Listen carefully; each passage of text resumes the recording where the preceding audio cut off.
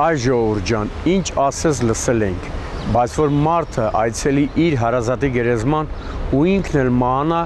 կամ իր ծննդյան օրը դառնա նաև մահվան օր, ամեն օր չէ, որ կլսես։ Այո, այս ազգի ամեն մի օրը սև գծով է նշմարվում ու էլի առիթ ունեցել ենք ասելու։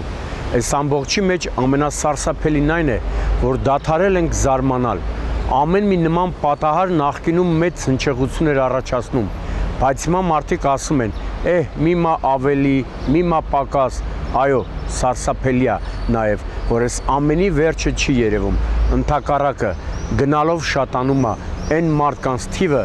որոնք դադարում են արժևորել սեփական կյանքը։ Բայց մինչև կանդրադառնամ նշածս դեպքերին, խոսենք մի շարք դժբախտ պատահարների, մասնավորապես Արմավիրի մարզում, իսկ ավելի ստույգ Փարաքար խոշորացված համայնքի Բաղրամյան բնակավայրի Բարեկամության փողոցում տեղի ունեցածի մասին։ Երբ ազանգողը ասեց, թե Շամշան խոշոր հրդեհ պահեստներից մեկում ու պաժարնեա, որ գալիս է, ինձ մտածեցի, որ խոսքերի հավաստիության լավագույն ապացույցը այն կլինի, որ դեպքի վայր գնալիս հեռվից հեռու նկատեմ ծուխը։ Փաստորեն ազանգողը ճիշտ էր։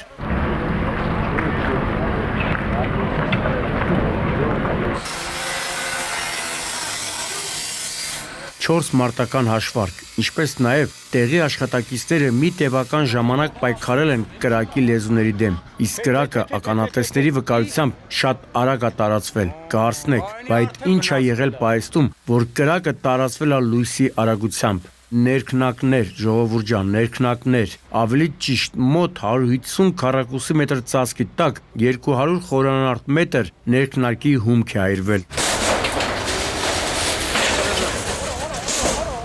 Դե ձախորդ խանութ, տար։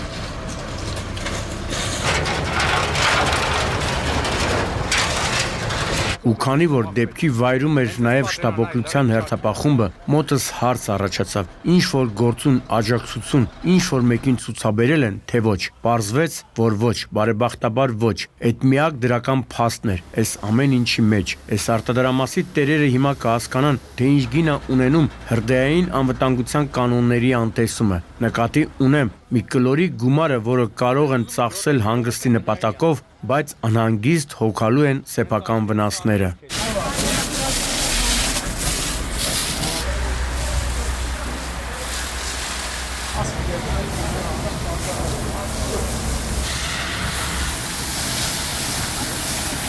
Արմավիրի Բաղրամյան համայնքից տեղափոխվենք Լոռու Վանաձոր քաղաք։ Ամեն անգամ ստեղ հասնելիս մտքիս է գալիս հայտնի երգի բառերը. Վանաձոր, քեզ եմ ես սիրում, էլի որ սիրում եմ, բայց չեմ սիրում, եթե ստեղ հասնում են մասնագիտական անհրաժեշտությունից ելնելով։ Հեսա խնդրեմ, օրը ցերեկով պայթուն բենզալացակայանում, ընդ որում ի տարբերություն նախորդ դեպքի այս անգամ տուժացել կար։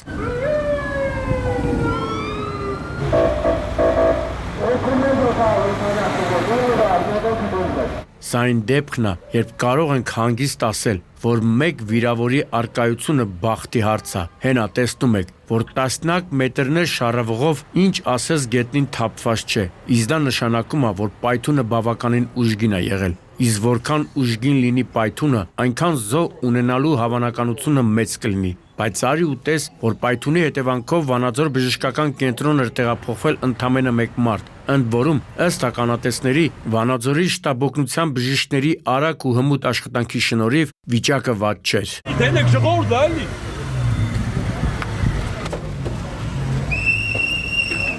Արի եկեք ժողովուրդ։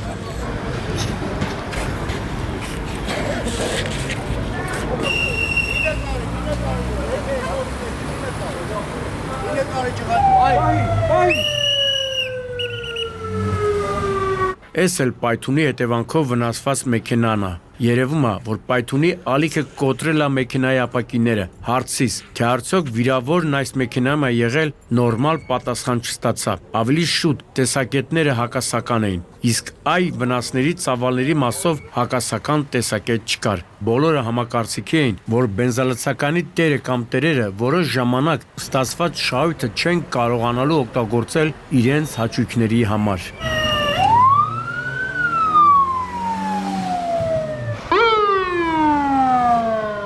Մի խնդրում եմ այս երկու մեքենաներին նայեք։ Մեկը նախորդ կյանքում կոչվել է Audi, մյուսը Lada։ Տեսնում եք, թե որ մասերում են հիմնական վնասվածքները ստացել։ Ճիշտ է, արջևի, ինչը հուշում է, որ գործ ունենք ճակատային հերթական բախման հետ։ Այս անգամ Գեղարքունիքի մարզի Սևան Զովաբեր ճանապարհի Գեղամավան գյուղի մուտքի մոտ ենք եւ հասել ենք, որպեսզի անձամբ համոզվենք ահազանգողի Շամշան, ստեղ լիքը վիրավորներ կան, ասացի ճշմարտացիության մեջ։ Դրա համար եմ բայց հետքն այլ կարևորը, որ ավտոտեխնիկական հեսա։ Ճիշտ է։ Սովորաբար հենց այս հետքերի միջոցով են իրավապանները պարզում կատարվածի պատճառները։ Չեմ ուզում խորանալ դրանց մեջ, որովհետև ստեղ իրոք մանրամասն մասնագիտական գիտելիքներ են պետք։ Նենց չի, որ չունենք։ Այսքան տարիների փորձս հաստատ հենց ընենց չի անցել, բայց քանի որ իրոք լիքը վիրավոր կար, զերծ կմնամ պատճառների վերաբերյալ վարկածներ առաջ քաշելուց։ Իսկ վիրավորները ուշադրություն 9 էին, ընդ որում նրանցից 3-ը անչափահաս։ Բոլորին էլ տեղափոխել են Սևան բժշկական կենտրոն։ Հուսամ առանց զոհեր կպրծնենք, բայց երկու մեքենաների վարորդներն էլ պետք է կատարվածից մի պարզ հետևություն անեն։ Ինչ ուզում ա լինի, ձեր երթևեկելի գոտուց ու հատկապես նեղ ճանապարհներին մի շեղվեք։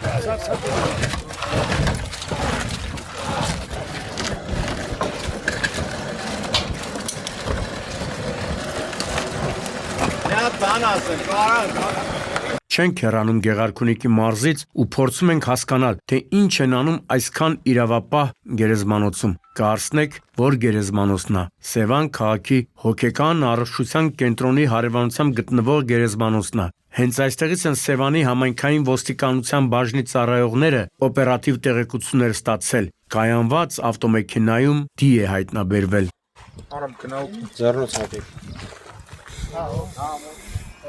Տեղում արդեն պարզվում է, որ ավտոմեքենան Ford Fusion է, երիտասարդ տղա, ով ինչպես հետո պետք է պարզվեր, եկել էր այցելելու հարազատի գերեզմանին։ Լավ, բայց ինչ կարող է եղած լինի դրանից հետո հռետորական հարց դրեցի իրավապաների առաջ։ Ինչպես կանխատեսում է, ստույգ պատասխան չստացա։ Միայն տեղեկացա, որ նախաձեռնվել է քրեական վարույթ սպանություն հատկանիշներով։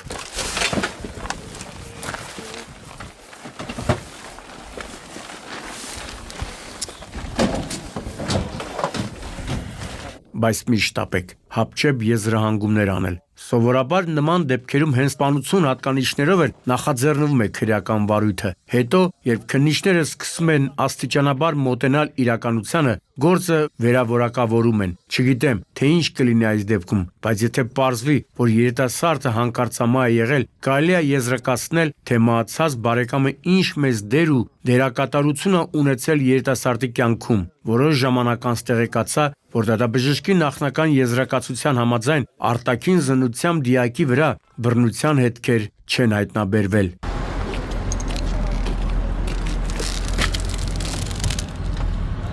Սա էլ արդեն Արագածոտի մարզում ենք, Մուղնի գյուղի վարչական տարածքում։ Ժամը 23-ի սահմաններում, ինչպես տեսնում եք, իրար են բախվել Chevrolet-ն ու Opel-ը։ Հաստատ պետք չէ մարգարե լինել, հասկանալու, որ բախումը ճակատային է եղել, ինչը նշանակում է, որ մեքենաներից մեկը դուրս է եկել հանդիպակաց երթևեկելի գոտի։ Բայց նկատեցիք չէ, որ ճակատային բախման արդեն երկրորդ դեպքն ենք ներկայացնում ու դա զարմանալու չէ։ Հատկապես միջհամայնքային ճանապարհներին ու մայրուղիներում այս խախտումը ամենատարածվածներից է։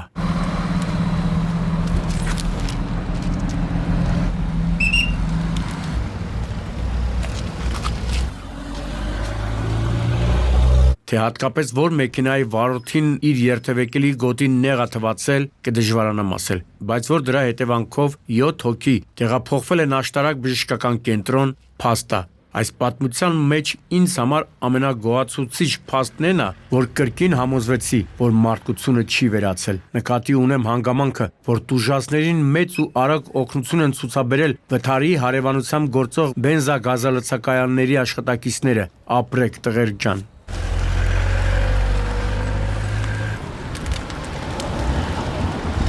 Արգելակում չկա ոնց որ։ Հետագից։ Հետագից չես, յա, 5-ից նա։ Հոսքիցը։ Գիտենք, տեսնում ենք, հենց դա ենք ասում էլի, ինչևէ, Ականատեսներից հետաքրքրվեցի, թե ինչ վիճակում էին տուժածները, պատասխանեցին, որ մի քանիսի վիճակը ծանր էր, չեն սխալվում, որովհետև մինչ կժամաներ Արագածոտնի մարզային քննչական վարչության խումբը հիվանդանոցի ծազանգ ստացվում, որ վիրավորներից մեկը գիտակցության չգալով մահացել է։ Նայելով մեքենաներին, այլ բան հնարավոր էլ չէր ակնկալել, պարոնայք վարորդներ, երբ հաջորդ անգամ առանց համապատասխան տեսադաշտի նա свой страх и риск կփորձեք արջևի մեքենային աբգոն անել, հիշեք այս կադրերն ու ցավալի պատմությունը։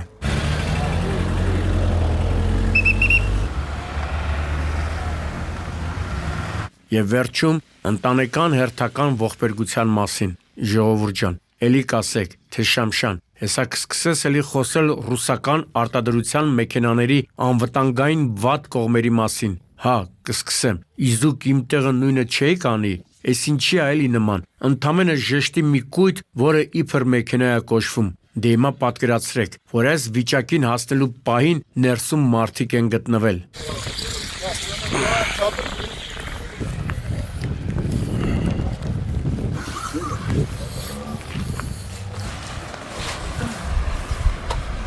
Գյումրի Արտենի ճանապարհի Գետապ գյուղի վարչական տարածքում ենք, որտեղ ժամը 17:40-ի սահմաններում իրար էին բախվել Volvo Magnish-ի բեռնատարն ու VAZ 21099, ինչի հետևանքով երկու մեքենաներն էլ հայտնվել են դաշտում, իսկ բեռնատարը նաև կողաշրջվել։ Թե ինչն է եղել վթարի պատճառը, խնդրում եմ մի հարցրեք, որովհետև բավականին պատասխանատու է նման դաժան վիճակագրություն ունեցող վթարի պատճառների մասին կարծիք հայտնել։ Հեսա ասեմ, թե ինչ նկատի ունեմ դաժան վիճակագրություն ասելով։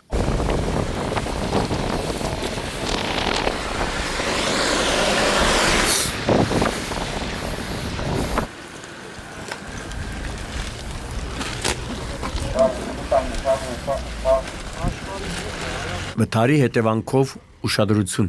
3 հոգի տեղում մահացել էր։ Նրանց մարմինները ռուսական արտադրության մեքենայից Թալինի փրկարարները դուրս են բերել հատուկ տեխնիկայի օգնությամբ։ Պարզեցի, որ Volvo-ն վարել է 41-ամյա Բաբկեն Պողոսյանը, իսկ VAZ 21099-ը 46-ամյա Հակոբ Մանուկյանը։ Վթարի հետևանքով մահացել էին Վարորդ Մանուկյանը, նրա ուղևորներ 15-ամյա Հակոբ Մանուկյանը և 70-ամյա Վաղարշակ Մալխասյանը։ Պարզեցի նաև, որ այդ օրը 46-ամյա Վարորդի ծննդյան օրն է եղել, այսինքն մարդը ծնվեց և մահացավ նույն օրը։ Աստված իմ, ինչի է ճակատագիրն այդքան անգութ որոշ մարդկանց նկատմամբ։